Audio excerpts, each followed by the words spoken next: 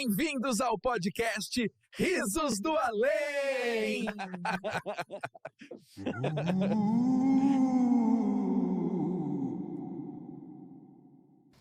Tudo bem, pessoal? Sejam bem-vindos a mais um programa Risos do Além. A gente espera que vocês se divirtam tanto quanto nós, né, Vicky? Com certeza. Quem que nós vamos trazer para inaugurar esse projeto maravilhoso? Bom, hoje estamos com o Theo Azevedo, ele que é jornalista, deixa eu olhar aqui minha cola, jornalista, empresário e doutrinador em sessão mediúnica. Tudo bem, Theo? Seja bem-vindo. Tudo bem, e vocês? Tudo ótimo. É o primeiro programa que você já tem um carinho por ele?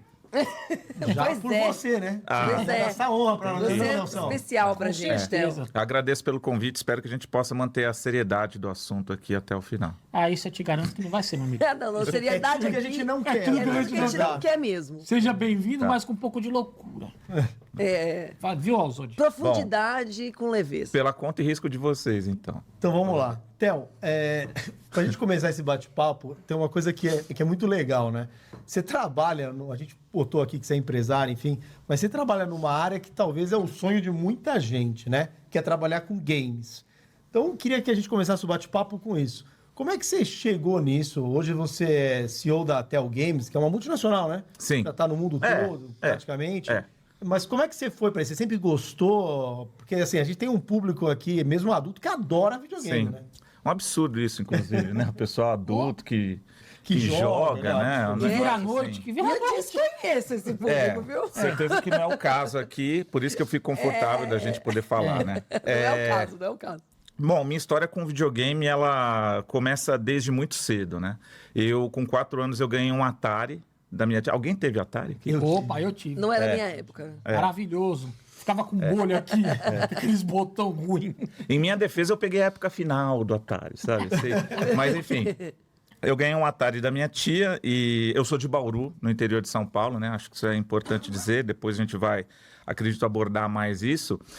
E assim, eu tenho meu irmão, tinha um primo, então a gente começou a se envolver muito com videogame. Essa fase, né? Todo mundo que é criança joga e tudo mais, mas eventualmente isso passa, né? Digamos assim. Comigo nunca passou. Foi um universo que eu me encontrava ali por umas outras circunstâncias de infância também, que a gente vai conversar.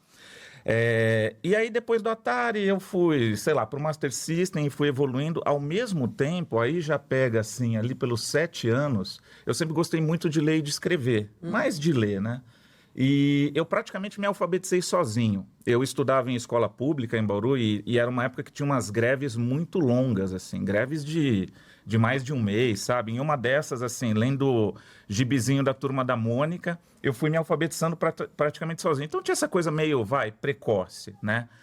E quando eu tinha mais ou menos uns 13 anos, aí eu já comprava revista de games, eu já acompanhava esse universo, assim, né? Bom, veja, né? Contexto importante. Aí eu vou estar falando de meados dos anos 90. Não tinha internet. Internet acho que estava na iminência de começar no Brasil, assim. Então a gente acompanhava essas coisas por revista e tudo mais, né? E eu adorava, assim, a minha vida era aquele negócio, videogame e tudo mais, e não só os jogos, mas ler também. E quando você comprava as revistas, você via os caras que escreviam, e tinha essa imagem, pô, que legal que deve ser viver disso, né? E aí eu viro pro meu pai, né? O meu pai era um cara, assim, muito da área de marketing, sempre foi um cara muito criativo, e falo, olha, pai, é isso que eu quero fazer da vida, eu quero escrever sobre games. Aí ele falou, beleza, vamos sentar, vamos ver como que a gente faz isso acontecer. Ele te apoiou, então? Me apoiou. Muito legal isso, Me né? apoiou. Muito legal. E é uma coisa muito fora da curva. Porque eu conheço, tem muita gente assim da minha idade que enveredou para essa área de, né, que a gente chama de jornalismo de games, de escrever e tudo mais. E sempre foi uma luta interna dentro da casa de cada um. Hoje é um pouquinho mais aceito, né? Já é uma carreira, não só na parte de criação de conteúdo, mas você tem, desenvolvimento de jogos, tem uma série de atividades que você pode desempenhar. Mas imagina, eu tô falando de uma época, novamente, meados dos anos 90, em que o videogame era meio que o vilão, estragava a TV.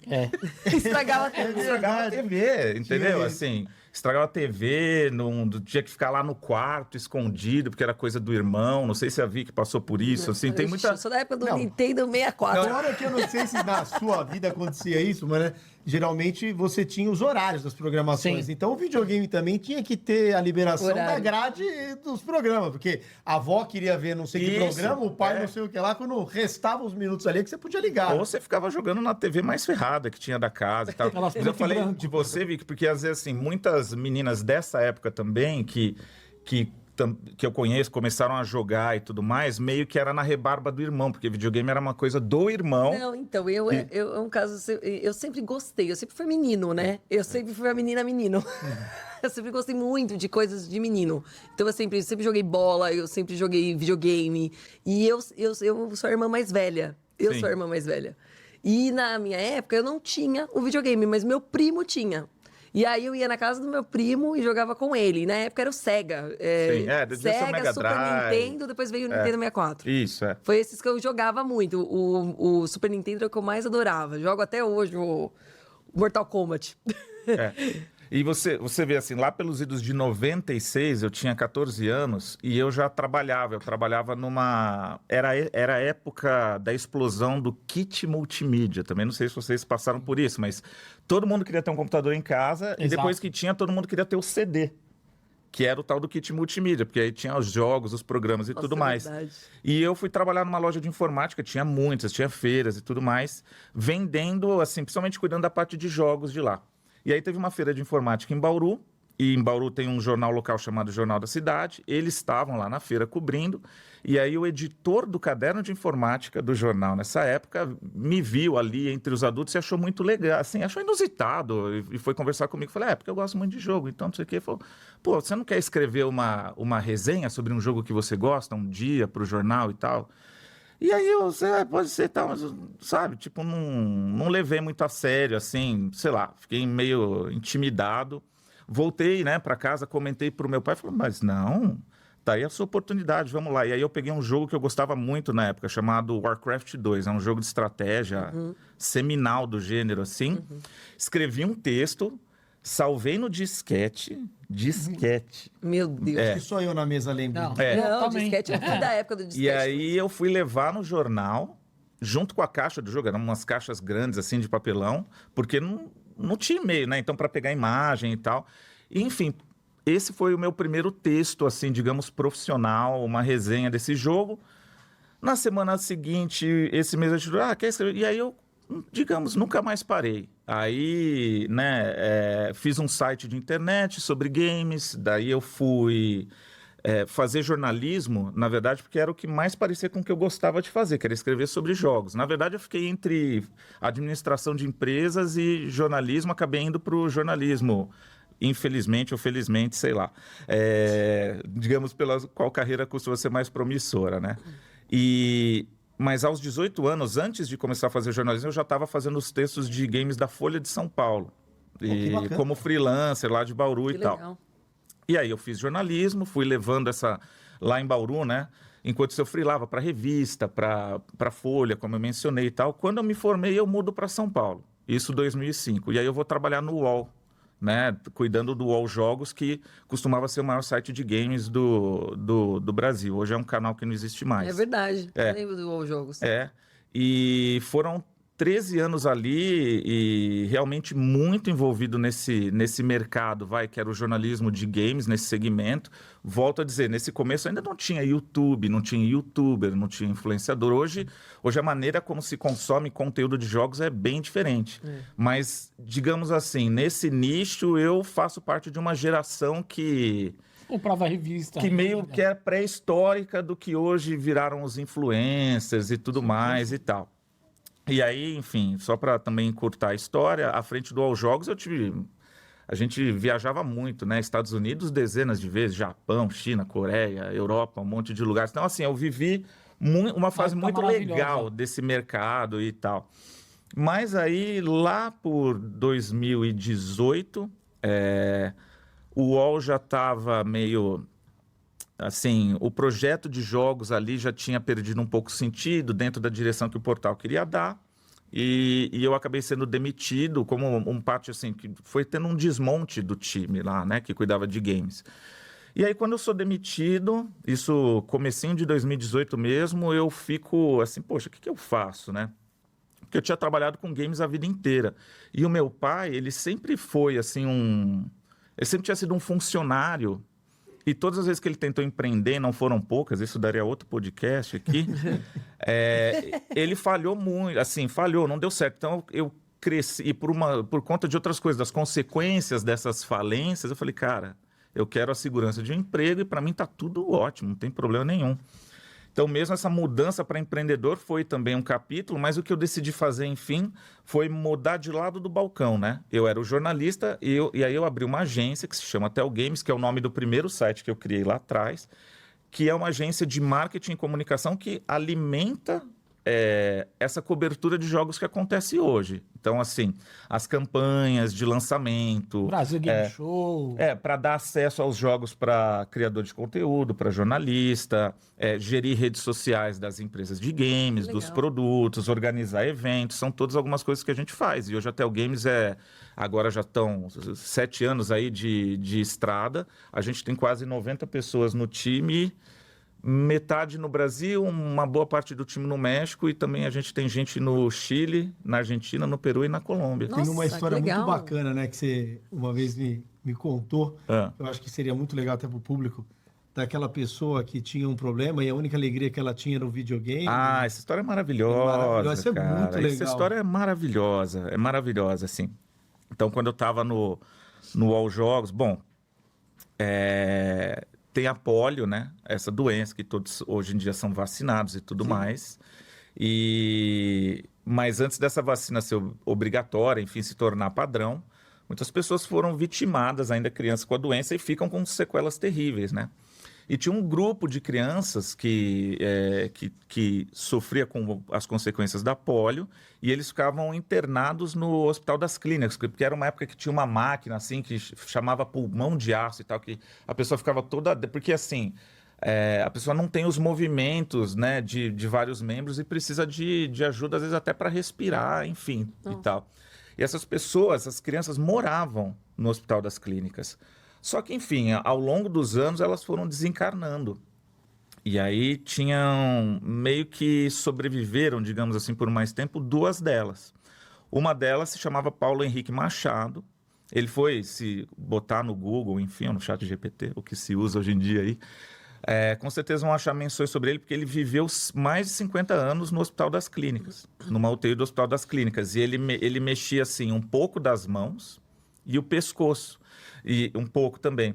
E ele ficava até de lado na cama, tanto que era engraçado porque, assim, ele me contou que a visão dele fez assim, sabe? Ajustou para ele, sabe? Enfim, o organismo dele passou a ajustar a visão dele mesmo ele estando curvado. Que loucura. E aí, qual era a questão do Paulo, né? Um cara incrível, assim. Ele adorava videogame, esse mundo pop e tudo mais. E aí, toda vez que tinha o Brasil Game Show, que você citou, que é uma feira de games que acontece em outubro, tinha toda uma mobilização para levar o Paulo na BGS, né? E aí ele, porque precisava de uma ambulância, enfermeira, tudo mais. Tinha uma assistência, ele ia na maca. E ele ia de cosplay, sabe? Era uma barata, assim. E aí, numa dessas feiras que o All Jogos estava lá cobrindo, eu conheci o Paulo. E eu achei incrível. Eu fui conversar com ele. Daí a gente fez uma matéria com ele em vídeo, tem no YouTube até hoje, para contar a história dele. E ele contou, ele falou assim, os jogos, para mim, eles são a oportunidade que eu tenho para viver um mundo que eu não tenho oportunidade. Porque, volto a dizer, ele morava numa UTI do Hospital das Clínicas permanentemente, né? E até lembro que na época ele comentou, ele falou assim, eu ganho, né? Acho que ele ganhava tipo sei lá, vou chamar de aposentadoria, talvez. Enfim, ele tinha algum assistência lá do governo, um benefício do governo. E ele falava, eu compro os jogos e tal. E eu falei assim, pô, você compra os jogos? Eu falei, você não vai comprar mais nenhum jogo, Paulo, antes de falar comigo. E aí a gente cresceu uma relação, assim, porque daí saiu um jogo novo que eu sabia que ele queria, como eu conhecia o pessoal do mercado, eu ia lá e falava, pô, manda por aí. E o pessoal mandava mesmo. Teve uma vez que saiu um novo jogo de tiro do Star Wars, e aí eu acabava me envolvendo junto, né? Fala assim, Theo, vamos lá entregar pro Paulo. E aí a Warner, na época, mandou, assim, uns 2 caras vestidos de Stormtrooper. Aí entrou no quarto dele, entregou para ele e tal, assim. E todas as visitas que eu fazia com o Paulo, era uma lição de vida, porque ele sempre falou assim, eu não tenho nada a reclamar da minha vida, nada. Eu tenho amigos, as pessoas vêm aqui, ele ficava genuinamente feliz. Enfim, cara, olha, esse é um espírito, eu acho que... É um espírito elevado, né? Que a gente fala, não né? tenha dúvida, né? Com todas as dificuldades. Outro patamar. Outro patamar, né? Ele desencarnou, eu acho que deve ter uns 4, 5 anos, foi durante a pandemia, assim. Mas é uma história muito legal também de como os games têm essa função, né? Como tudo talvez todo uso de tecnologia pode ir para um lado negativo, mas tem um lado positivo também. E ele enfim, tem 1000 histórias do Paulo. O Ayrton Senna ia lá visitá-lo. Teve uma vez, foi a única vez, graças a Deus, por enquanto, que eu andei de ambulância. Porque ele queria conhecer ele queria visitar o estúdio do Maurício de Souza. Porque lá do hospital ele fez um curso de animação e tal. E aí, assim, por circunstâncias, são outras histórias também, na época eu conheci a Mônica, a filha do Maurício de Souza. E aí eu mandei um e-mail para ela, falei, Mônica, essa história assim, eles são super legais, né? Ela falou, pô, traz ele aqui, né? Meio assim, sem muita noção do traz ele aqui. Mas ele foi lá acho que fica no bairro do Limão. O estúdio, eu fui com ele, o Maurício de Souza recebeu ele, tem fotos disso aí, a Mônica, enfim, legal, maravilhoso. legal. E aí eu fui na ambulância, fui e voltei com esse. Mas isso é muito legal você falar, porque a gente que conhece um pouco de como você é, né? Fora daqui, você continua fazendo isso, né? Fazendo a nossa alegria. Sempre que ele pode, para quem não conhece o Theo e está conhecendo hoje, sempre que ele pode, ele está ajudando as pessoas, ele está preocupado com essa parte social, que eu acho que é importante, né? A vida fica mais cheia, né, Theo?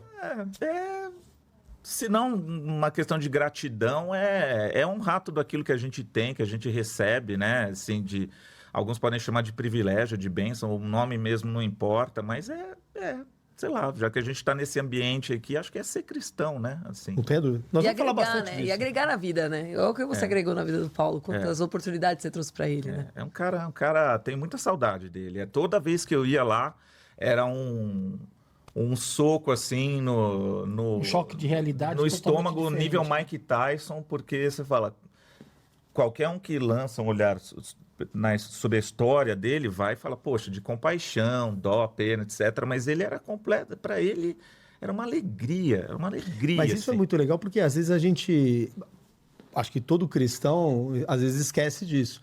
A gente se compara muito com os de cima, né? Eu não tô lá, eu não alcancei aquilo. Enfim, mas e os de baixo, né? No sentido de estarem numa situação mais periclitante, muito mais difícil, e a gente está, às vezes, numa situação de muito mais gratidão do que de queixa. Mas essa relação é muito, muito difícil da gente manter o tempo todo, né? Gostei do periclitante. Obrigado. Ele tá com essas agora. Ele tá falando Mas difícil, né? difícil, Fala difícil, Coisa né? bonita. É culto, né? Vocês É muita percebem? cultura. Aí eu vou Meu falar, capita. vocês percebem o preço que eu pago por Cultura. talvez acessar um pouco de reencarnações passadas, mas tudo bem. Então. Vai lá. Theo, fala pra gente um pouquinho como essa tua infância foi um pouco diferenciada da nossa. Você já foi muito precoce, essa parte do empreendedorismo. Como que é hoje a sua relação, assim, com as crianças hoje desse meio de game, com essa tua idade, assim, quando não foi, era menor de 18, 9, 10 anos? Como elas estão introduzidas hoje no mundo do game, nessa forma, assim? É muito diferente da nossa época? Bom, o game hoje, ele é o mercado de games está passando por uma grande transformação da maneira como os jogos são consumidos, porque hoje eles são plataformas em geral, né? Se a gente pegar Call of Duty, por exemplo, não pode ser, mas pode ser Roblox, Fortnite e tudo mais, eles são jogos que eles já existem há algum tempo e eles são plataformas vivas e perenes. Então, digamos assim, para resumir, as pessoas passam mais tempo jogando menos jogos. Isso é um desafio. Na minha época, época assim, de criança / adolescência, você tinha os cartuchos, às vezes você ia jogando, terminava, ia para outro, terminava. Era níveis, né? Ou então, A gente assim, passava no nível, completava o jogo, acabou. Isso, daí você ia pro Guarda, próximo vamos pro jogo próximo e jogo. tal. Hoje já tem essa... A geração online, né, fez isso. né? E aí as crianças hoje elas têm um jeito diferente, ficam só mais lá no Roblox ou tal, assim. Então esse é um desafio de mercado. Por outro lado, você tem um público mais adulto, continua consumindo também. Você tem a parte de competitiva dos jogos, são as competições profissionais mesmo de várias modalidades em que as pessoas de fato inclusive são bem remuneradas para fazer aquilo, tem torcida, tudo mais. Tem jogos independentes, então assim... o jogo... É engraçado porque eu tenho o Telzinho, né, meu filho, que tem 9, e ele gosta bastante de jogos, né? Ele tem 9 anos. E agora acabei de arrumar para ele um desses portáteiszinhos que vem vários jogos antigos. E aí tá sendo até legal, porque ele gosta de Roblox, ele joga várias coisas, porque lógico, né? Tem uma Disney em casa Sim. para ele, né? Tem todos os videogames lá e tal. Mas eu acho legal porque ele vira e falou, ó, era assim que era, né?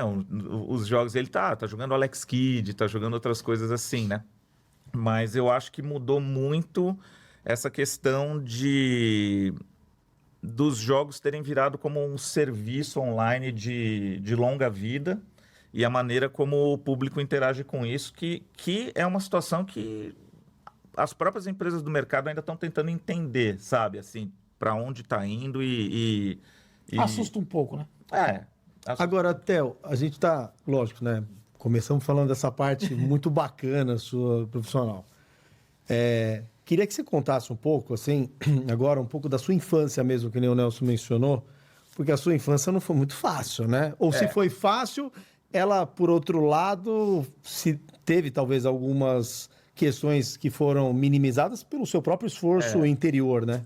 Você sabe que, bora falar disso. Assim, engraçado que eu nunca olhei para minha infância como uma coisa difícil, né? Eu vou elaborar um pouco mais sobre isso, mas enfim, eu tinha falado que eu ganhei o Atari quando eu tinha 4 anos de idade, né? Meu pai e minha mãe, eles se separaram. Agora, deixa eu pensar. Eu acho que eu devia ter uns 3 anos de idade, né? Eles se divorciaram. E aí, meu irmão, que é 2 anos mais velho que eu, a gente passou a viver com a minha mãe, lá em Bauru, né? Uma cidade bem menor do que hoje. Imagina, Bauru deve estar com uns 400 mil habitantes, sei lá, em meados dos anos 80, quanto era isso, mas acho que menos da metade, vou chutar.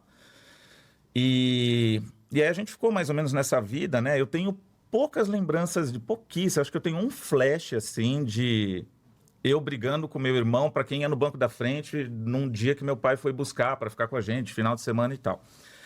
Enfim, nisso a minha mãe, que ela era bem mais jovem que meu pai. Hoje minha mãe, se estivesse viva, teria uns 60 e poucos anos, assim. E ela arrumou um namorado, na época, em Bauru, que era um cara, assim, que não tinha a melhor das reputações, né? Assim, e, digamos, na cidade pequena, todo mundo sabe mais da vida de todo mundo, né? E a gente morava numa casa. Certa noite, né, minha mãe e ele foram numa festa de casamento, meu irmão e eu, nós ficamos em casa e era a época que também era muito comum a empregada, tipo, meio que era babá também. Então ela estava dormindo lá no quarto com a gente. Nessa festa de casamento, esse namorado da minha mãe e ela estavam brigando o tempo todo, né? Tanto que minha mãe, o apelido dela era Zete, né? Todo mundo, os amigos falam, Zete, fica aqui, depois eu te levo, não volta com ele e tal, não sei o quê. Mas ela voltou para casa, continuaram brigando dentro de casa, e ele falou assim que, eu vou na cozinha, vou pegar uma faca e vou te matar. E ele literalmente fez isso. Não acredito. Ele assassinou minha mãe com 2 facadas no quarto do lado onde a gente estava dormindo. E aí ele fugiu. E você não escutou nada? Então, nada. Aí, enfim, aí o que aconteceu? Depois veio, assim, alguns anos de terapia, justamente para tentar entender se meu irmão e a gente tinha visto ou escutado alguma coisa. Eu tenho 0 lembranças, assim, da minha mãe mesmo, assim, embora eu tivesse 4 anos e meio, mais ou menos, tenho 0 lembranças. Talvez tenha sido um bloqueio, alguma coisa assim. Com certeza. Mas, Você ao tinha mesmo 4 tempo, anos e meio. e meu irmão 6. Meu irmão já lembra, não do dia em si, eu acho, mas já lembra o nome dele era Paulo. Depois é um outro detalhe também curioso. Uhum. Ele já lembra do Paulo, lembra da minha mãe, tanto que para ele acho que foi muito mais difícil que para mim, né? Mas para mim assim, bom, eu fiquei às portas do autismo, né? Na verdade, até recentemente eu descobri que eu tenho um grau leve de autismo, isso nunca foi nenhum problema. Mas eu ficava, né? Assim, meu pai falava que eu ficava na areia do parquinho, olhando a areia cair, assim, da mão, sabe? Essas coisas e tal. Então, óbvio que deu uma balada, né? Mas a gente seguiu em frente. Inclusive, isso é importante dizer também, meu pai, assim que isso aconteceu, foi uma repercussão na cidade, cobertura de imprensa, Nossa, tudo mais e tal. Porque meu pai e minha mãe, eles eram meio que um casal famoso da cidade. Meu pai tinha, na época, um estúdio de foto. Então, enfim... Então isso ficou muito marcado, né? E o Paulo, quando ele cometeu o crime e ele vai embora, ele diz para a empregada que ele ia voltar. Então imagina assim, né? Meu pai, ele arrumou um revólver. Acho que ele nunca nem atirou com o revólver, mas eu lembro de ver o revólver assim em casa. E lembra quando tinha filme de máquina fotográfica? Tinha Lembro. umas caixinhas assim. Sim. Sim. E aí tinha uma caixinha assim da Kodak, laranja, cheia Preta com a tampinha lá. Sim. Não, esse é o tubinho. Aí dentro dele vinha uma caixinha de papelão, assim. Sim. E tinha as balas dentro. Então eu tenho essas memórias de criança. E assim, imagina, porque ele não sabia. Então a gente dormia junto. Havia uma tensão que permanecia. Mas o tempo foi passando e meu Você pai... continuou morando na mesma casa? Não, aí a gente foi na casa que meu pai morava, Ah, então. tá. Mas imagina, no momento zero, meu pai falou, não, deixa comigo que eu crio os dois, né? Hoje, eu como pai, olhando em retrospecto, você pegar uma criança de 6 anos e meio, outra de 4 anos e meio, traumatizada, com Com isso que aconteceu, né? Então, meu pai era foda, assim. Acho que hoje, olhando em retrospecto, eu vejo, assim, que... E, no meu caso, eu sempre olhei, assim, do tipo... Pô, não tenho mãe, mas eu tenho um pai maravilhoso. Mas, assim, sempre foi muito natural. Eu não precisava pensar nisso, sabe? Então, às vezes, nossa, que legal, Theo. Né? Você é diferenciado e tal. Mas eu não consigo ver dessa forma, porque... quantas pessoas que não tem nenhum dos dois? Então, mas você sabe... Ou às vezes tem os dois, mas é uma família desestruturada. Que tem muito, e isso né? que você fala é uma coisa que me toca muito, porque assim, olhando pelo olhar da psicanálise, por exemplo, a mãe é o primeiro objeto de amor, porque a gente sai dela, né, de certa forma, e enfim, então ela traz todo um mundo simbólico para a criança. E eu acho muito legal porque você conseguiu fazer essa transição, de certa forma, de uma forma muito bacana. Talvez até quem escute não tenha a dimensão do que você está falando. Imagina, será que foi assim? Mas eu que já ouvi a história algumas vezes... Foi bem assim. Foi bem assim, né? Foi bem Isso assim. é muito legal. Porque... E assim, aí eu ganho o Atari que eu mencionei, porque na época a gente estava muito abalado com o negócio. E minha tia me deu o videogame pra gente, entendeu? Dá uma desligada. Tirar aquilo, a realidade. Olhando em retrospecto, o videogame virou meu mundo ali. Eu não sacrifiquei minha infância, eu vivi uma infância muito boa de interior, assim, muito boa mesmo, mó barato, brincando na rua e tudo mais, mas eu jogava muito mais videogame que todo mundo, e ali era onde eu me encontrava. Então, acho que teve esse papel, né, pra mim. E aí, né, vamos lá, a gente seguiu a vida, e a gente, daí olha que engraçado, a gente foi, em algum momento, a gente voltou a morar na mesma casa onde o crime tinha acontecido, porque era nossa casa, assim, né? Não era uma casa alugada, então, para sair do aluguel, a gente voltou para lá. E a casa era grande, tinha um quartinho no fundo, tinha um monte de meninada na rua que viraram nossos amigos, mas quando a gente chegou, depois a gente ficou sabendo que era a casa onde a mulher morreu. E falavam que tinha um balde no fundo com uma mão dentro, assim, tá ligado? Meu Deus, as histórias. Gente do Oswald. É. Calma, não foi o Oswald, calma. E aí, Calma. anos. Só que assim, a gente nunca ficou muito focado. Depois passou essa coisa do ele vai voltar e tal. A gente seguiu a vida numa boa. Tiago, agora, Piquet. Não, eu falo... Você tá vendo o que você causa, Oswald? Você tá vendo, né? Pra quem, Você tá vendo? quem achou que ia ter um tom trágico e tal, vocês estão vendo que é impossível com essa galera aqui, mas tudo bem. Calma, daqui a pouco faz um fofocas do além, que tem a loira do banheiro. Ó, encarnada, calma, Ainda calma. bem que eu Então, já mas, fofocas do além. olha o nível das histórias do interior, né? Mas aí, umas casas assim pra frente, tinha um cara que ele era da Polícia Federal, tinha sido e tal. E um dia, assim, muito espontaneamente, ele procurou meu pai pra contar que ele tinha tido notícias do Paulo, que ele tava, sei lá, no Mato Grosso, e ele morreu numa emboscada. Porque pela nunca polícia. acharam o Paulo Não, depois. nunca. Ele sumiu e a polícia não achou e ficou solto. Mas olha só que legal, não sei quanto tempo a gente tem de podcast aqui, mas é que a Não, história... vamos que tá dando engajamento. Olha que interessante. Beleza, a gente também recebeu essa informação, digamos, né, tal, e seguiu a vida. Nunca tive também um desejo de vingança, nem nada assim, nunca. E aí segue a vida. Ali por 2002, Minha mãe tinha 2 irmãs, são vivas até hoje, minhas tias queridas e muito amadas. E eu recebo a ligação de uma delas, falando, Theo, Thiago, né, meu irmão, a gente precisa conversar. Vocês podem vir aqui em casa e tal. E tinha uma tia delas lá, de Macatuba, que era a cidade da família, que é menor ainda até hoje. Acho que Macatuba deve ter uns 30 mil habitantes, mas minha mãe nasceu lá, minhas tias nasceram lá. Aí eu até falei pro Thiago, acho que a tia Maria morreu, cara. Porque ia restar uma pequena herança para cada um. Falei, acho que é isso que elas querem falar, né? Porque elas não adiantaram o assunto. E minha mãe era cartorária, ela trabalhava no Fórum de Bauru. E aí, olha só, o Paulo, quando ele cometeu o crime, ele fugiu para uma cidade do sul do país, uma cidade meio do interior. E ele foi acolhido por uma igreja evangélica de lá. E aí, eu agora, olhando em retrospecto, eu não sei se ele já deixou tão claro assim, a situação dele, digamos, da igreja. Mas o fato é que ele eventualmente conhece uma moça bem mais jovem que ele, sei lá, uns 30 anos de diferença, e acho que ele se casa com essa moça lá, dessa cidade, da igreja e tudo mais. E aí, um dia brigando, né? Quem diria?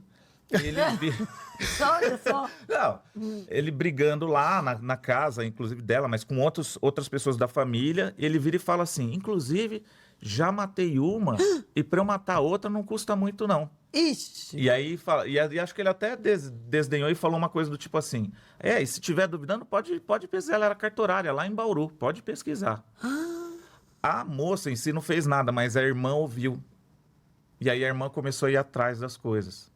Nisso ela liga para o cartório, para o fórum e tal, conta a história assim, e fala, não, tinha. E aí chega até minha tia.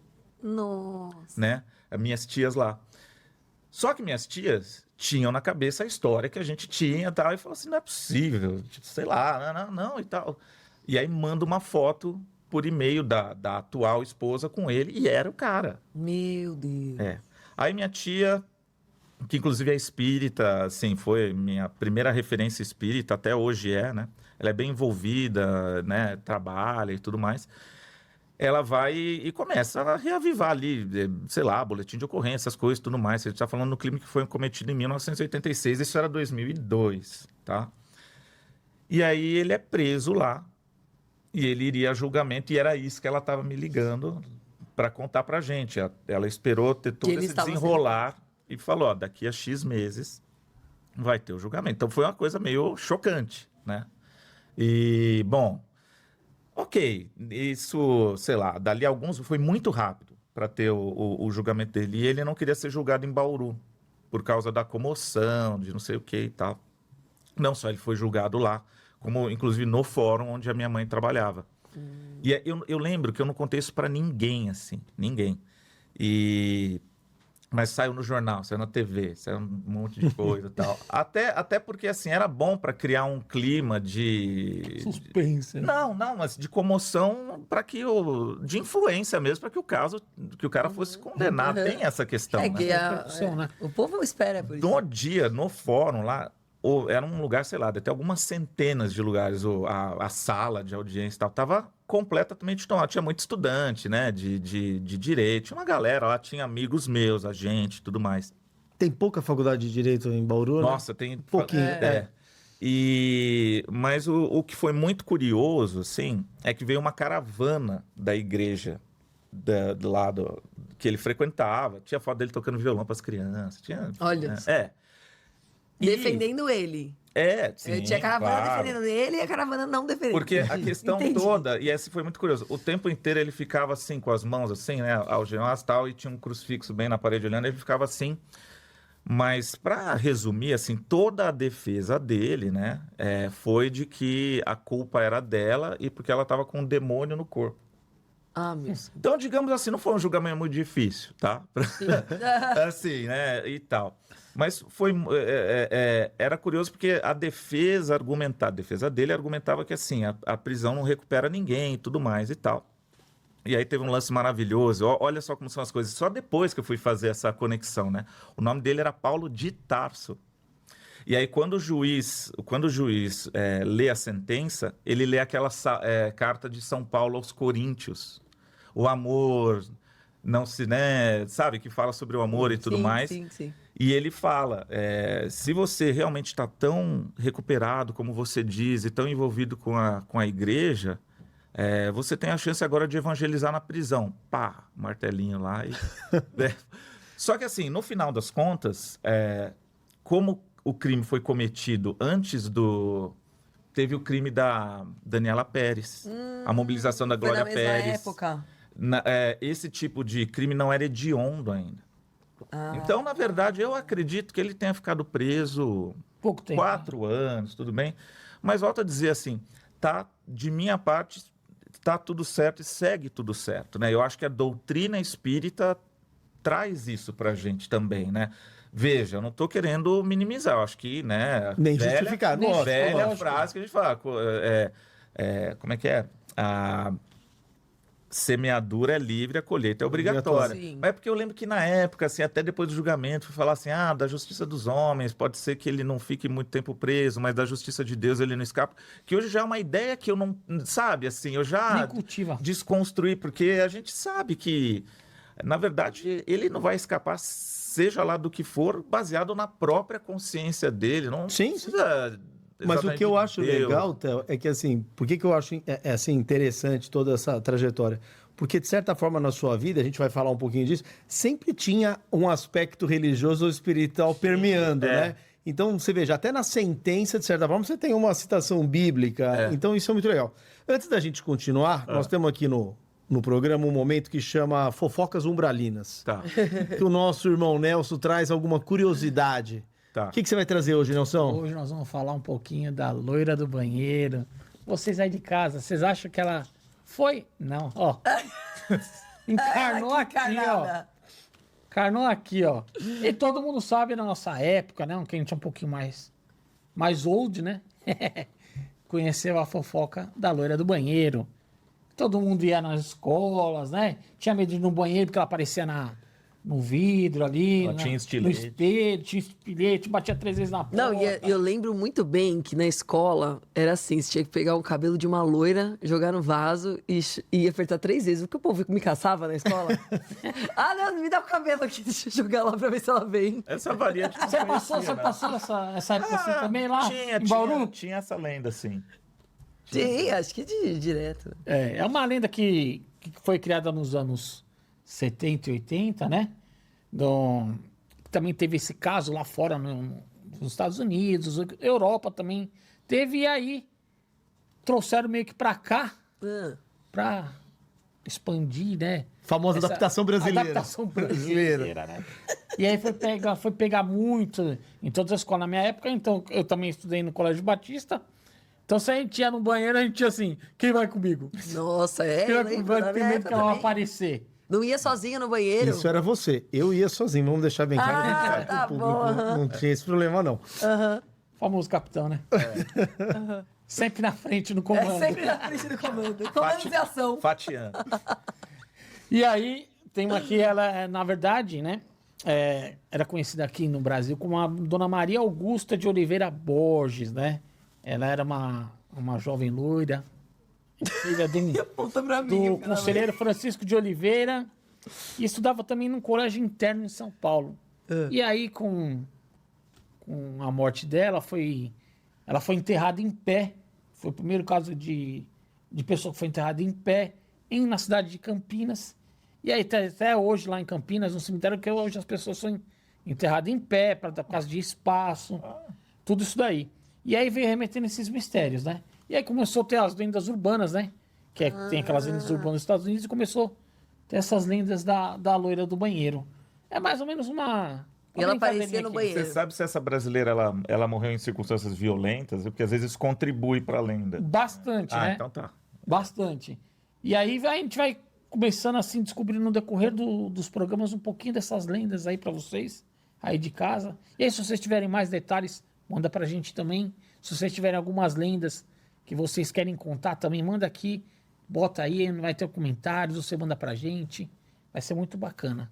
É o Nelson que gosta dessas histórias. Ele adora, ele adora, ele adora. Essas Ele coisas adora. umbralinas assim, Ele eu adora. gosto. Ele adora um filme de terror. Eu? Agora, Theo, deixa eu... Agora você já falou da sua infância, de como que foi. E assim, e eu fico até admirada, né, da sua história e de como você lidou com tudo isso, né? Por mais que você fosse pequeno e tudo mais, foi uma história, né, que comove muita gente, mas a forma que você lida é bem legal. Que você falou, a gente seguiu a vida. Sim. Né? Não tinha outra escolha, né? A gente tem que... A gente lembra com carinho da pessoa, né? Da mãe, mas segue a vida. Agora me conta sobre a... Eu queria falar sobre a Manu, que você passou com a sua filha, quem não sabe, ela é sua filha. Sim. E aí eu queria que você contasse um pouquinho pra gente como foi, porque isso também Vamos é uma lá. questão, né? Antes, fazendo um link, né? Acho importante contextualizar isso, vai ajudar a falar do caso da Manu. Ainda na minha infância, era engraçado, porque o meu pai, ele tinha... curioso, não deu tempo de conversar isso com ele, né? Meu pai desencarnou vai fazer 5 anos. Mas ele sempre teve um certo preconceito com o espiritismo. Ah, olha só. E não, nada muito vocal, mas dava pra ver que ele, entendeu? Assim, Tinha um pezinho atrás, né? E eu cresci com isso um pouco, e até com certo medo, assim, sabe? Tipo, meu Deus, né, tal. Tinha medo da Não impedia ele de fazer coisas do tipo assim, né? Eu ia de ônibus pra escola, eu virava pra ele assim, pai, você me dá um passe? Ele, sim, baixa aqui. Ficava assim. Aí, Cara, zoando. Mas, e deixa eu te perguntar, só voltando ali ao assunto que foi uma curiosidade. Você voltou pra morar na sua casa, né? Sim. E aí, e no quarto que tinha acontecido, vai? Tudo bem, vocês dormiam lá e tá tudo certo. Ninguém nem aí. Não. Que loucura, não mesmo. né? Sei lá. Não. É que, para contextualizar, ela é uma médium que faz muitas vezes, na sessão mediúnica, a limpeza na casa das pessoas. Ela tem uma tendência a achar coisas, entendeu? Se você fosse fazer uma... Buscando coisas, Se cara. você fosse fazer uma faxina lá, talvez tivesse um zoológico lá, mas é uma casa também que eu só tenho boas lembranças, né? Ai, que Mas sei lá, né? interessante. Depois, pela minha tia mesmo, essa que eu mencionei, né, uma das irmãs dela, minha tia, o apelido dela é Lelé, que é médium, ela disse que minha mãe está muito bem, inclusive em um outro plano, um plano até melhor, assim. Que bom. Mas quando a gente era criança, né, o meu pai, ele cresceu como... Eu acho que ele cresceu mais com influência católica, mas em algum momento, ele como pai solteiro, assim... ele envereda para igrejas evangélicas também. Eu não lembro o nome agora da igreja. É uma igreja em Bauru grande, chama Missão. E era numa tenda que parece um circo. Assim, era mó barato. E a gente começou a frequentar essa igreja. E meu pai sempre se envolvia muito nas coisas que ele fazia. Então, e eu lembro que a gente ia na evangelização. E eu tenho memórias maravilhosas. Assim, aliás, eu acho que a igreja evangélica, em geral, faz isso muito bem. Esse acolhimento. Concordo com você. É verdade. Principalmente a parte, assim... de grupo de jovens, grupo de criança, grupo verdade. daquilo outro, né? Evangeliza muito as crianças. E aí a gente começou a frequentar mais isso, mas no fundo assim, né, meu? Não é também que... Aí eu preciso abrir um parênteses, porque o meu padrinho de batismo, ele é belga. Ou ainda não sei, eu não sei se ele está vivo ainda, mas ele é um padre belga. Padre Jacques. E ele ficava lá em Bauru, ele era também professor da IT, da Faculdade de Direito, que tem lá. E aí teve uma época que meu pai estava namorando... Meu pai sempre tinha namoradas bem mais jovens que ele.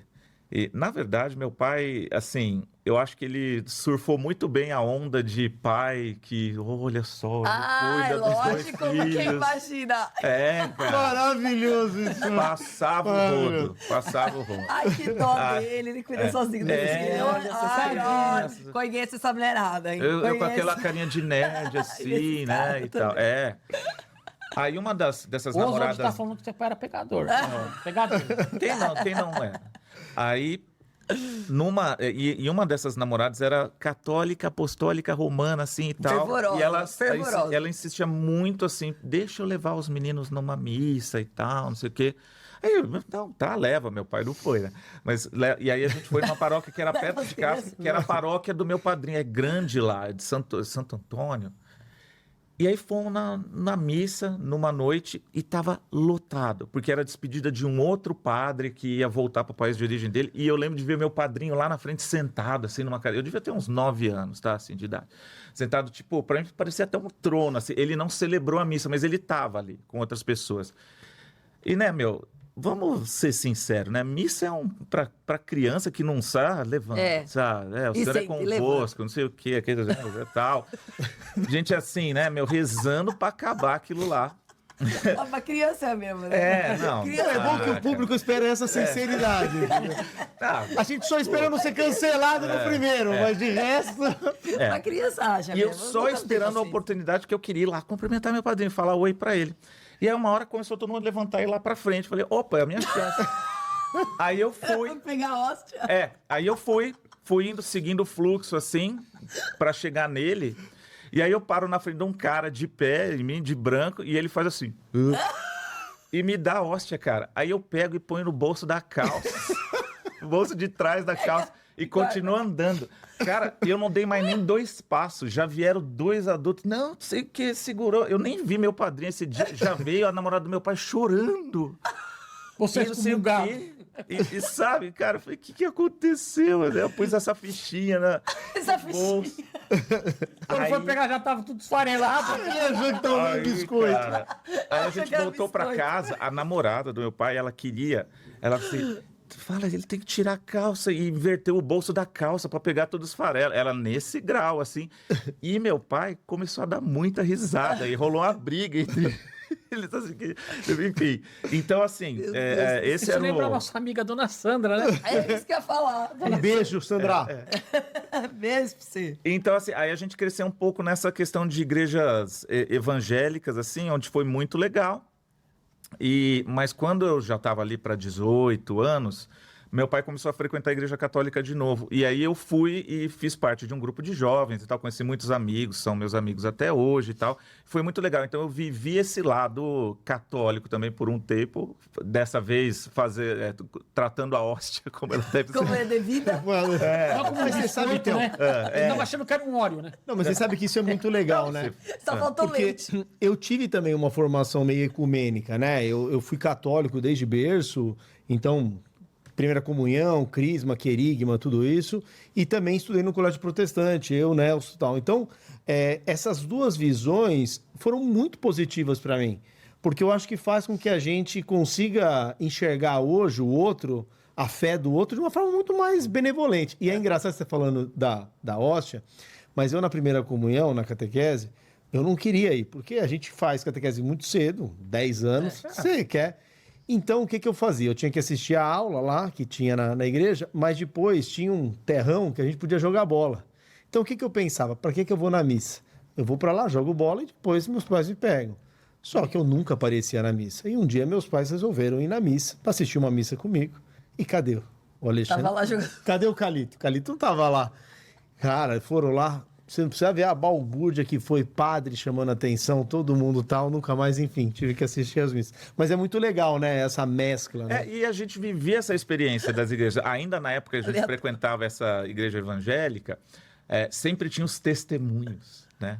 E aí, era uma semana lá, assim, a gente nunca foi assim pobre em casa, isso não posso falar de maneira nenhuma, mas era sempre competindo com o aluguel, sabe assim? Então, era muito comum, na última semana do mês, era mais arroz e feijão com salada, porque já tinha acabado o dinheiro, vai estendendo, né?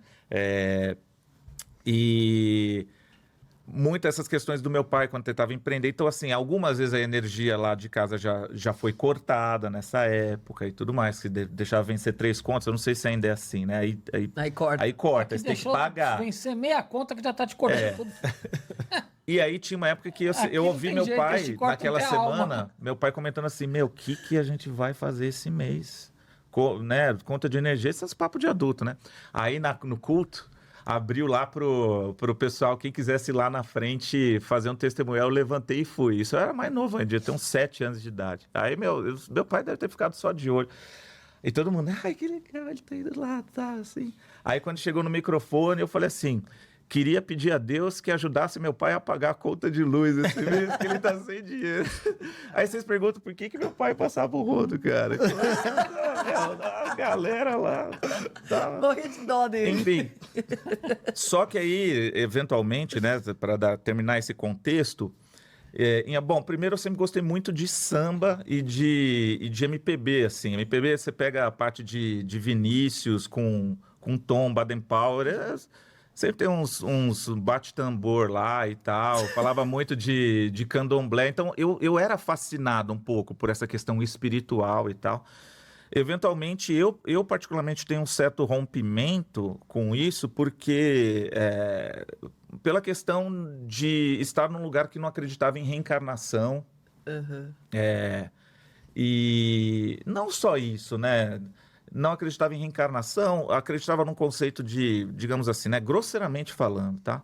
Até para respeitar e não banalizar, enfim, Claro. as outras religiões e tudo mais. Mas assim, num conceito de céu e inferno, que eu ficava pensando, tá, mas nem todo mundo que eu amo vai pro céu, né, cara? Como que é ficar no céu sabendo que você tem alguém que você ama e que não tá lá, né? Sabe as coisas? E assim, mesmo esse lance de você também pensar que ninguém zera todo o aprendizado que tem numa vida, eu acho, para ser o suficiente para já ascender para um plano Dar um superior. upgrade. E assim, olhando hoje, se a gente pegar quantas, né, na evolução da humanidade, quantos que eram selvagens. Selvagens, que não tiveram a chance de entender como que vira, como que tem um céu que chega... Então, essas coisas ficavam na minha cabeça e tal. Então, em algum momento... Aí eu conheci minha esposa e eu começo a simpatizar um pouco mais com o espiritismo porque traz essa visão, né? Dá mais resposta. Para mim foi o que ornou, assim, né? Bom, beleza. Vamos para a pergunta, então, lá para o assunto da Manu, né? Eu tenho, né, novamente, só para contextualizar, 2 filhos, né? Hoje a Manu com 11 e o Telzinho com 9. Telzinho esse, que é o Tel em miniatura, literalmente, não é só no nome, e que apronta muito, e a gente sabe de onde vem agora. Ficou muito mais claro para nós essa compreensão. Contextualizou. Contextualizou muito bem. Fruto não caiu longe da árvore. Para nossa alegria. E aí, deixa eu pensar, cara, é engraçado como tudo vira um borrão uma hora. Eu acho que é um jeito da mente também fazer você seguir, assim. Mas foi 2022, a Manu, ela vinha, assim, ela tava para fazer 9 anos, ela vinha meio que mancando da perna esquerda, né? E ela fazia ginástica artística e tal. E aí foi uma época, a gente saiu de férias, foi até para a Amazônia, uma viagem super legal. Tinha as trilhas, isso era julho de 22, tinha as trilhas para fazer na floresta, uns negócios assim, e ela não foi, porque ela tava com dor na perna e tal, e a Érica, né, minha esposa. Só que assim, a gente ia nos ortopedistas, a gente chegou a levar ela em 2 ortopedistas, e isso é dor do crescimento e tal. Beleza. Daí na volta, eu lembro que a Érica falou, a gente tem que ir atrás de alguém e pedir um exame, porque, né, tava tendo uma alteração de marcha já, né. Voltamos e fizemos isso.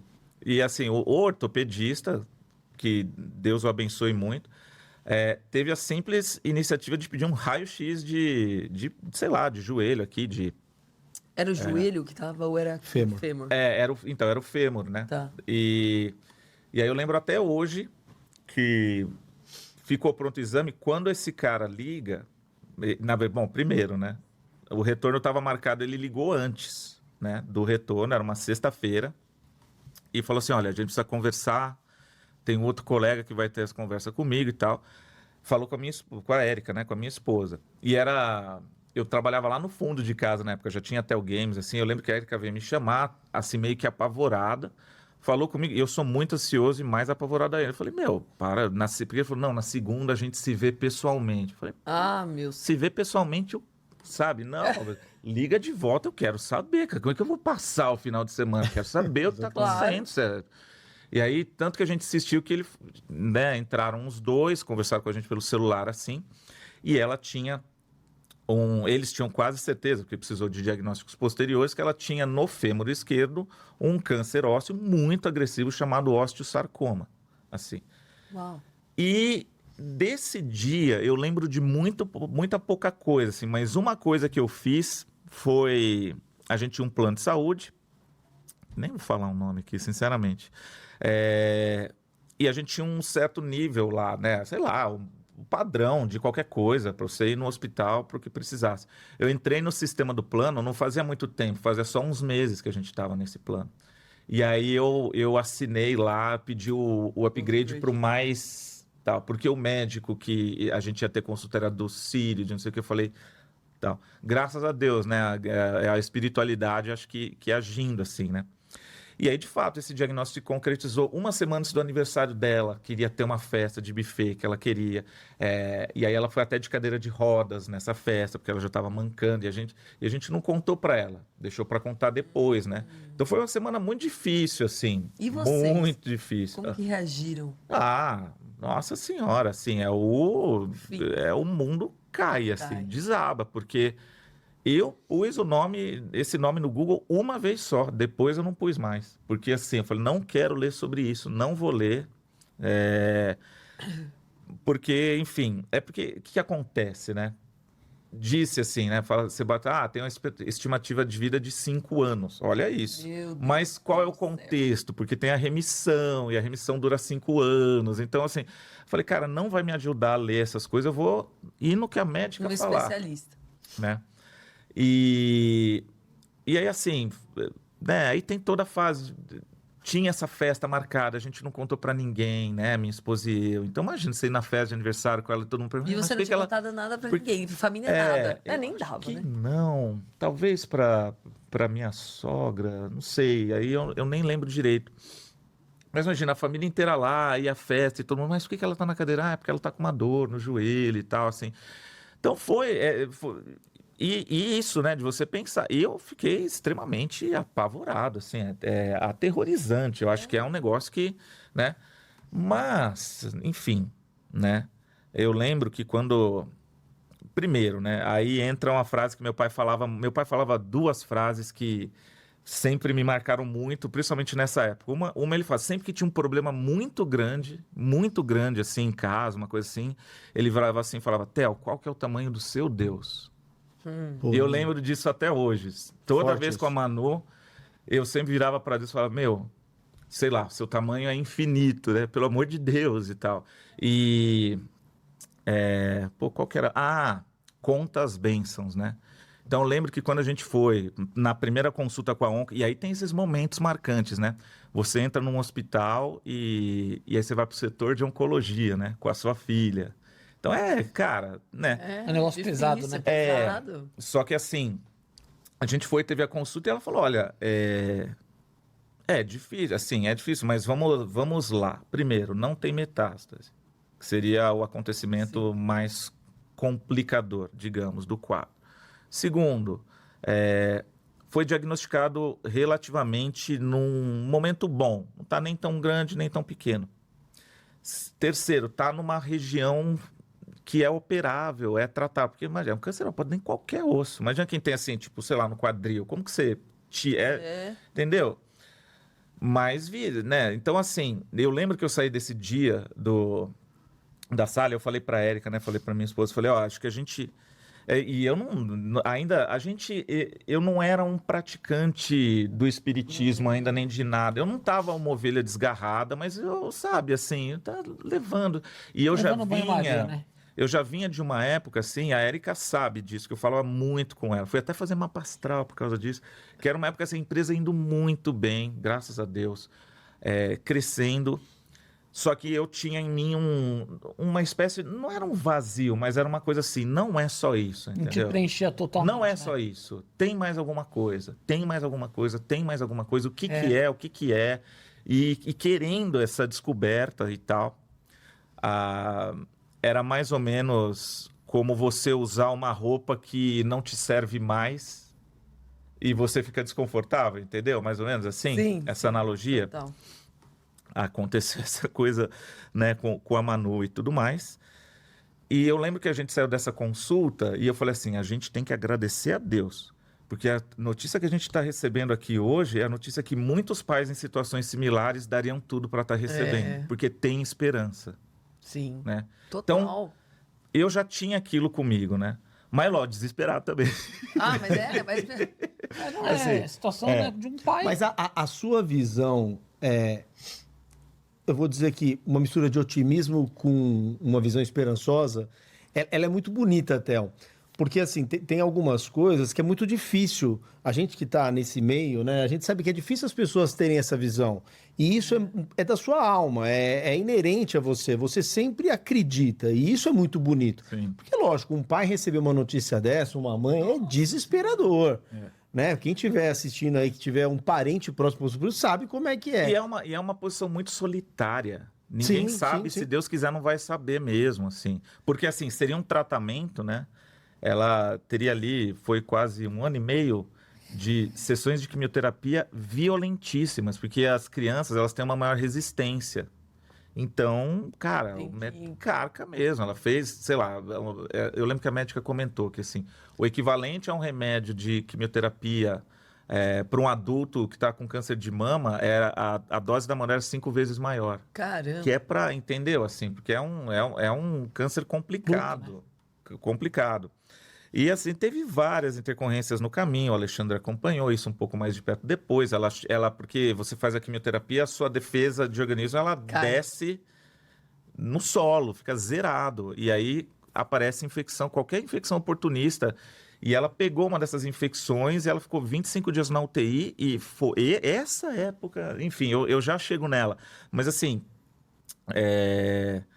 esse começo, e aí a gente entrou num problema com o plano de saúde, porque eles, embora a gente tivesse mais de 6 meses no plano, então não teria carência, eles alegavam porque a gente queria tratar ela num hospital de ponta de São Paulo, tudo mais, e eles alegavam que o upgrade que eu tinha feito tinha menos de 6 meses. Então a gente ainda teve que entrar com 2 processos e tal, conseguimos, graças a Deus, as liminares todas, ela foi tratada lá, mas não foram poucas vezes assim que a gente ia internar ela em químio, não aprovava, aí ela ficava 18 horas mais ou menos naquela salinha. Eu cheguei a passar cartão de crédito, sabe? De 1 semana de internação deu 100 mil reais, mas depois ficava brigando na justiça, não que cobrava. É um absurdo, porque você imagina que você já está tendo que enfrentar o problema, né? Exato. E aí você tem uma parte burocrática de algo que você está pagando para não ter dor de cabeça nessa hora, né? E assim, e aí, nessa época, o que aconteceu, né? Eu gostava, eu acompanhava um pouco, até na época eu não sei se o João de Deus já tinha degringolado, eu acho que não, mas eu acompanhava um pouco essa questão de cura espiritual. E, meu amigo, você faz o que tiver que fazer, entendeu? Claro. Inclusive, é muito bonito. A gente sabe que a gente vive num mundo extremamente complicado, mas quando você passa por uma situação dessa, você vê que tem muito bem ainda, né? Assim, as pessoas se mobilizam, elas vêm. Com certeza. E de todos os lados, né? Pastor evangélico que jejuou por ela, eu jejuei junto também. A gente levou ela num centro de Umbanda que também alguém indicou que tinha um trabalho. Sabe, você vai ter as pessoas vão fazer nessa egrégora, né, Alexandre, como você fala. E aí eu pesquisei 2, né, assim, pesquisando no Google, cheguei num lugar que eu tenho um carinho enorme até hoje, assim, chama Grupo Socorrista São Paulo, fica perto do aeroporto de Congonhas aqui, e é um centro dedicado a cirurgias espirituais, assim. E eu lembro a primeira vez que eu fui lá, assim, você vai entrando... Cara, eu chorei do início ao fim que eu tava lá. Acho que o pessoal tá até estranhando, né? Que você chega lá, fica assim.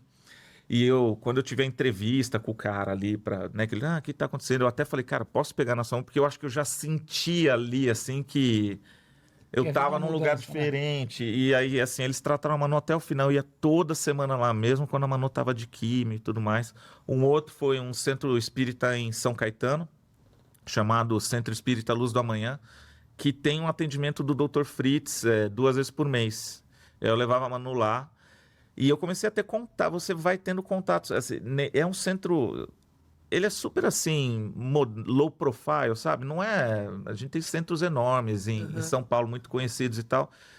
Acho que não teve uma vez que eu fui lá que não tinha menos de 100 pessoas, assim. De todas as idades. E aí é meio engraçado que você fica lá e o Dr. Fritz dá altas broncas, né? Ela fica quieta, não sei o quê. E a pessoa ele vai e pergunta para a pessoa, né? Então você fica ouvindo, tenho isso, tem aquilo, tal, assim. E aí eu ficava pensando, falei, cara, as pessoas que na verdade, elas claro que elas vão atrás de cura, mas na verdade elas estão atrás de esperança. Mais esperança. Esperança. Então isso é uma coisa que até hoje está nas minhas orações, né? Porque daí, óbvio que esse tema passou a ser muito sensível para mim, assim. Hoje, eu tenho muitas orações do tipo de... O tanto que eu pedi pela cura da Manu, eu falei, eu vou agradecer até o final da minha vida por isso. E eu sempre penso nas pessoas, porque eu passei Natal junto com ela no hospital, internato, tudo mais. E eu sempre penso, hoje eu acordei, eu não preciso estar lá, ela não precisa estar lá, sabe? Assim, é muito importante, para mim, pelo menos, não perder isso de vista, né? Mas aí... esse foi assim, ela seguiu esse trato. Eu cheguei na fraternidade também, onde permaneço até hoje. Acho que são esses 3 lugares que foram muito especiais, assim, para mim, né? Inclusive, eu nem sabia o que era reiki, sabe? Assim, nunca tinha nada, zero, nada. Na verdade, fui lá, né, convidado pelo meu primo, que frequenta. Eu acho que foi ele que fez essa ponte. Minha tia também, né, frequenta a fraternidade. E eu nem sabia como era o tratamento, mas a gente levou e foi ficando, assim. E eu lembro que eu passei no reiki, né? Que a fraternidade faz. E foi com o Otácito, né? Com o nosso colega. E é legal que ele falou assim, não, relaxa agora. A hora que fala relaxa, pra mim, eu já... Trava. Enfim. Aí trava. De vez. Mas eu lembro que quando terminou, assim, ele virou pra mim, assim, bem reservadamente, e falou, olha, eu não sei pelo que você tá passando, mas é uma coisa intuitiva. Ele falou assim, seja lá o que você está procurando, a resposta está dentro de você. Eu falei, e na época, na verdade, eu lembrei assim, é o mestre dos magos, cara. Sabe? Tipo assim, você tá lá falando com ele, ele sumiu. Eu falei, e porque na verdade, mas era uma época que Saia eu no tava... portal. No fundo, o que eu tava buscando, assim, não é que eu tava buscando isso, mas eu tinha essa expectativa. Que ia acontecer um milagre, que ia voltar a fazer um exame. Nossa, sabe essa história que você escuta? esperava por isso. Não, Claro, eu tinha né? isso na cabeça, entendeu? Foi, você ouve o que aconteceu, por que não, né? E é um negócio difícil, porque assim, esse é um assunto até hoje, para mim, é muito rico, e eu ainda busco entender, assim, porque algumas pessoas são curadas, outras não. A gente sabe que tem N fatores envolvidos eu e tal. queria até deixar aqui É muito legal esse tema e é uma coisa que talvez pouco se aprofunda, né? Eu vou deixar até uma dica de leitura para quem quiser, vai aparecer aí na tela, o livro A Alma da Medicina, do Robson Pinheiro. O espírito é o Joseph Gleber, né? A psicografia, que é muito bacana e que ele aborda, por exemplo, que muitas vezes alguns não são agraciados, por exemplo, com uma cirurgia espiritual, porque ele pede antes de encarnar para passar por certas dificuldades. Porque as dificuldades vão, de certa forma, moldando claro. a gente, enfim. Mas é difícil da gente, quando está aqui, aceitar isso, né? É muito difícil. Com clareza, né? Eu vou até aproveitar esse gancho, Theo, e te perguntar um negócio. Você, por exemplo, você falou um pouco, né, dessas questões que você sempre flertava com esse lado da espiritualidade e tudo isso. Mas foi no processo da Manu que você realmente se conectou? Como é que foi isso para você? Essa transcendência, sabe? Que eu acho que é muito legal. Foi porque daí, eu sei que eu vou contar, essas histórias são longas, eu até falo bastante, mas esse contexto, na verdade, é muito forte que eu vou falar, assim, né? Assim, mas sendo muito franco, o que aconteceu com a Manu me resgatou, assim. Eu até digo, outro dia eu falei para ela, né? Foi um momento bonitinho, que não sei o que tinha acontecido, que ela falou assim, papai, eu tenho muito orgulho de você. Eu falei, pô, eu também tenho muito orgulho de você, Manu. Eu até falei para ela, você é foda. E assim, você salvou minha vida. Eu sempre falo assim para ela, porque depois eu pensei nisso, eu falei, afinal, eu que levei a Manu na fraternidade ou ela que me levou, sabe? Assim, Perfeito. então sempre tem eu penso nessas coisas, né? E eu acho que o estado que eu estava antes de uma questão de busca, eu acho que meio que foi respondido. Então, e hoje, principalmente na fraternidade, onde eu tenho o privilégio de trabalhar e assim, não tenho a menor dúvida de que eu sou infinitamente mais beneficiado do que qualquer coisa que eu possa fazer, né? Mas para mim eu sempre nas minhas conversas com Deus, né, eu sempre falo isso, não quero barganhar, mas já barganhei. Porque assim, eu lembro quando eu comprei também aquela estátua do Jesus maneiro, né?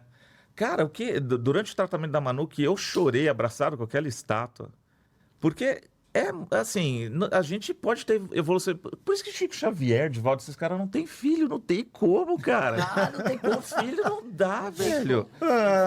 A gente dá muito trabalho aqui, cara. Não, a gente não é uma parada negociável, entendeu? Então eu falava assim, seja feita a sua vontade. Mas se você aceitar uma sugestão... Mas filho desestabiliza. Deixa a gente desestabiliza.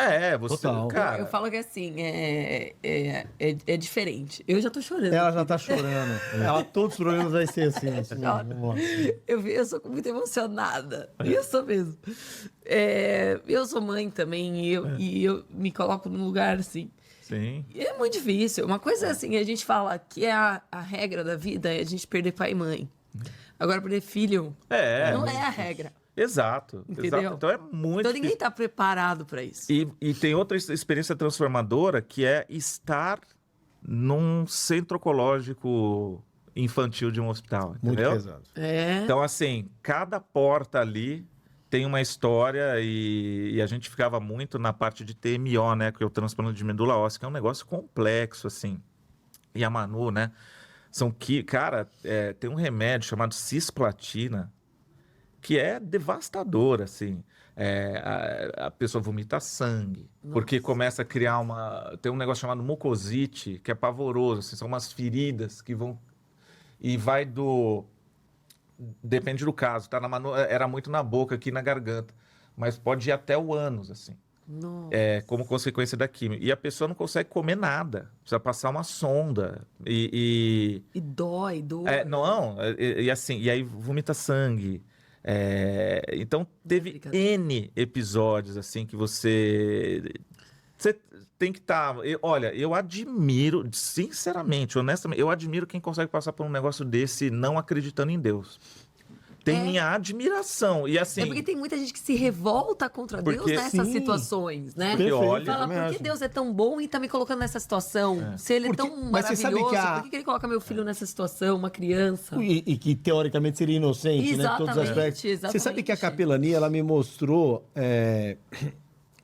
a capelania hospitalar, dois mundos muito extremos. Ela me mostrou um mundo muito pesado, que é justamente quando a gente é chamado para fazer uma visita numa área infantil de hospital, seja qual for, é sempre muito pesado, porque é aquilo que você falou, né? Mas, por outro lado, ela me mostrou que para Deus o impossível é possível. Sim, Porque várias vezes você chega lá e alguém te fala assim, ó, lá vai Charlie ser, tem mais, sei lá, 24, 48 horas. Depois a pessoa sai do hospital, eu te liga e fala, ó, queria te agradecer, porque foi muito legal.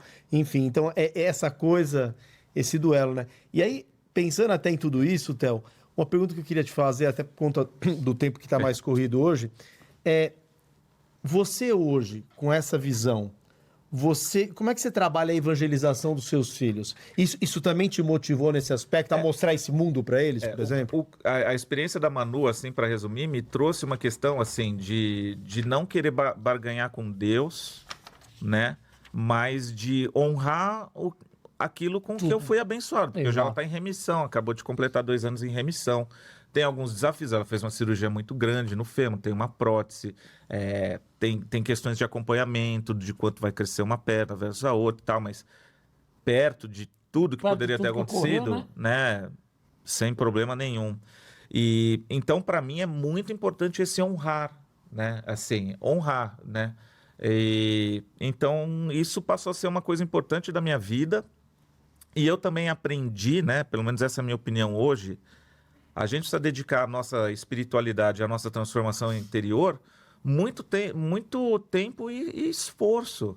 É como se a gente, sei lá, do mesmo jeito que você faz que você estuda qualquer outra coisa. Eu sempre fui muito estudioso, assim, sempre me dediquei às coisas que eu quis, fui muito comprometido. Então, eu decidi me comprometer com isso também, né? E a gente sabe, né, no trabalho que a gente faz ali na fraternidade e tal, que você precisa se comprometer com a sua espiritualidade, com a sua transformação, tanto quanto qualquer outra coisa. Assim, eu lembro, eu fiz tiro de guerra, né? Serviço militar obrigatório.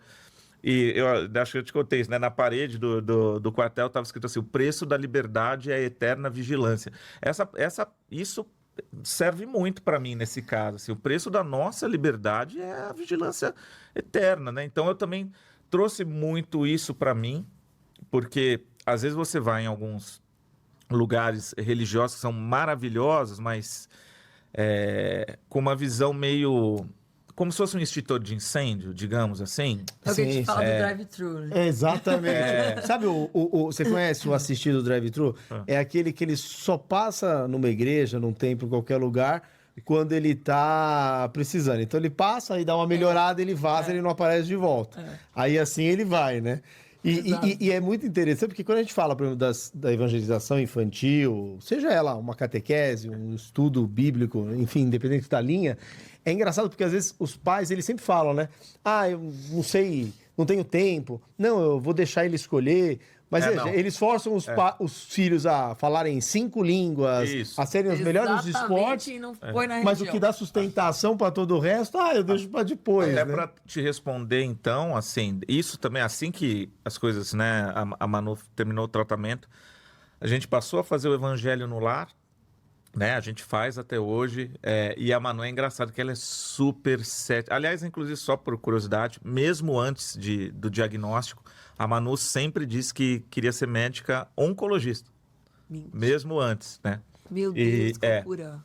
E ela é muito da terra, assim.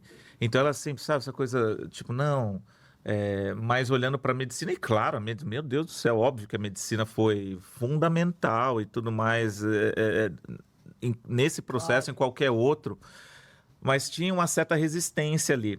E hoje é bonitinho como ela se envolve, faz oração. E assim, a gente também os leva na evangelização infantil. E para nós é um compromisso religioso, com perdão do trocadilho, tanto quanto ir para a escola, né? Justamente por isso. Porque, inclusive, como a gente faz parte, né? Graças a Deus, eles têm a oportunidade de estudar numa boa escola. Aí você vai fazer judô, bateria, balé, não importa. Assim, eles vão ter essas oportunidades. Então, eles vão ter, né, digamos, de se desenvolverem. Mas a gente se preocupa muito com a moral mesmo. Porque eu acho que, às vezes, existe esse desequilíbrio muito grande. A gente quer que nossos filhos tenham uma grande... né, tenham as oportunidades, estejam preparados e tal. E tem que ser assim. Mas quais as pessoas que eles vão ser também? Sim. Aí alguém pode dizer, não, mas tudo bem, a gente consegue desenvolver isso. Se escuta isso muito hoje em dia, não. A minha espiritualidade é direto com Deus, eu não preciso de intermediário. Tudo bem, vamos lá. Eu sempre falo assim, Jesus é a porta. A chave que abre essa porta tem milhares, entendeu? Para nós foi o espiritismo, mas a gente se comprometeu muito com isso. De mostrar para eles, ensinar a moral cristã e tudo mais. E é muito legal, porque todos os lugares que a gente acaba levando, a gente se envolve também, né? Então, hoje, onde eles fazem evangelização, minha esposa e a gente aproveita e fica estudando enquanto está lá. E vou te dizer, assim, acho que a gente nunca foi tão realizado nessa parte espiritual, digamos, e de vida como é hoje. E não tenho a ilusão de que isso vai nos livrar das provas que a gente tenha que eventualmente passar. Sim. Mas tenho certeza que a gente vai estar melhor amparado. E é bonitinho o Telzinho, né? Que ele fala que lá é o centro dele, né? Você contou, né? Ele adora lá, se realiza, enfim. E o Nelson também sempre fala, né? Em todos os momentos que a gente está junto, de como a espiritualidade muda a vida, né? A espiritualidade, cara, é transformadora. De alma.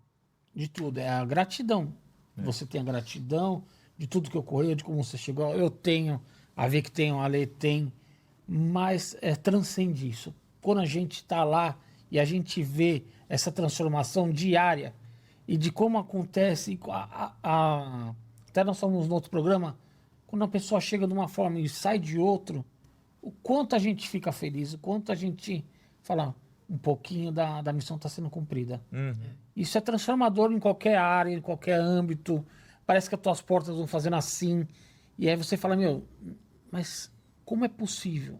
Porque você está lá, dedicando. É aquele negócio. Hoje se fala muito pouco de Deus, muito pouco de Jesus. A gente tem que voltar um pouco mais para essa espiritualidade interior, que você falou, com as igrejas, com a igreja evangélica, com a católica. O importante é ter uma diretriz. Um propósito, sabe? Algum direcionamento, um projeto que vai estar ali te ajudando nesse paralelo. Exato. Porque o dia a dia nosso, você sabe, é complicado. Não é fácil. Isso para nós é inegociável como família. Sim. Inegociável. Até porque, só fechar, eu sempre falo para as crianças, a minha parte eu vou fazer. Enquanto eu puder, inclusive, influenciar, meu dever como pai. Até porque eu falei muito na infância da questão da igreja, principalmente na fase da Manu do tratamento, e eu oro, né, pro meu pai até hoje, assim, quando eu me comunico ou mando essas vibrações com ele agradecendo por ele ter levado a gente para a igreja. Porque ele plantou uma semente ali que... Você falou Duradoura. a semente. Exatamente. Tanto que, estatisticamente, é uma coisa muito legal. Se, por exemplo, se a mãe, numa casa, frequenta um local religioso, a chance dos filhos terem uma religião é de 30%. Se o pai frequenta, essa chance sobe para 90%. Né? Então, isso foi um estudo que foi feito, uma pesquisa, e é muito importante para a gente ver que os pais têm esse papel, né, Vicky? Sim, sim. E você vai na igreja, só tem mulher, né? A grande maioria, mulher. exatamente. Então, os homens, é mais isso difícil é verdade deles mesmo. irem. É mais difícil, eles são mais turrões. Assim, eu vejo pelo meu pai. Assim, meu pai é mais... eu falo das coisas lá do centro, ele... tá bom.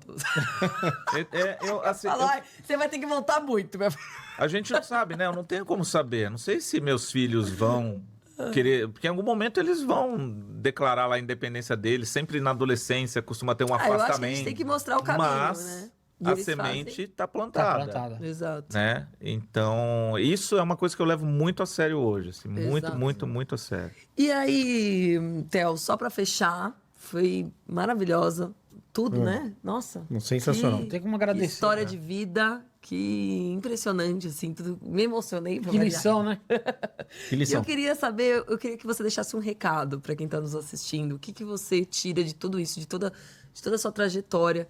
Que recado que você gostaria de deixar aqui hoje? Você pode deixar olhando para essa câmera aqui, ó.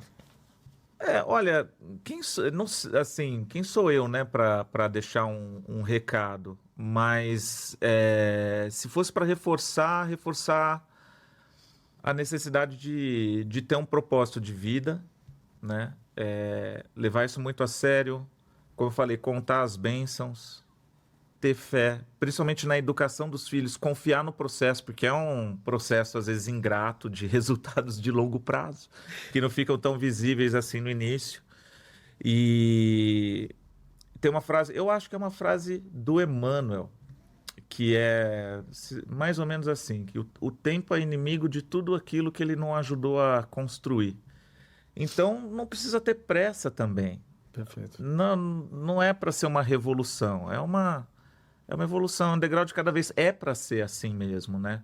Então, ter paciência, né, nessa caminhada e contar as bênçãos é muito importante. Às vezes eu de manhã, assim, eu sempre busco orar de manhã e de noite, né? De manhã eu peço que Deus me aponte os caminhos, entrego, assim, minha vida nas mãos dele, digamos, para que eu seja instrumento da vontade dele.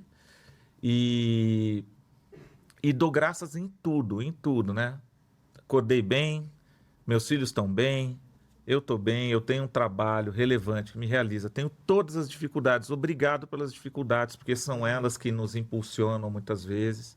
Então, esse é outro ponto para mim inegociável, a gente saber contar as bênçãos que a gente tem. Porque quando a gente se apega muito ao negativo, não nos leva a lugar nenhum.